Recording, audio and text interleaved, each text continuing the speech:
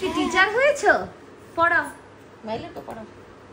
ওকে বলে দাও তো টাইগার কোথায় আছে, টাইগার।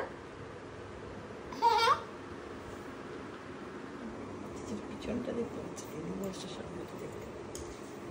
বলো পড়ো পড়ো পড়ো।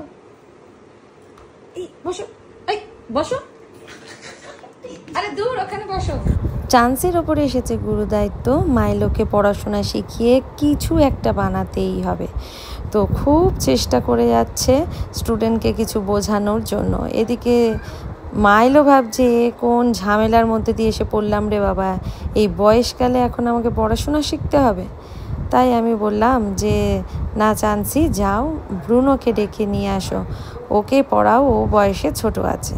এদিকে তো টিচারও বইয়ের পাতা খুঁজেই বেড়াচ্ছে, কি পড়াবে নিজেও জানে না। আর ব্রুনো হয়েছে অনেক চালাক, বাবাইয়ের সাথে একদম গা ঘেঁষে রয়েছে। প্রথম থেকেই ও হাত তুলে দিয়েছে, এইসব পড়াশোনা আমার দ্বারা হবে না, আমি খাবো শুধু সুরসুরি আর আদর।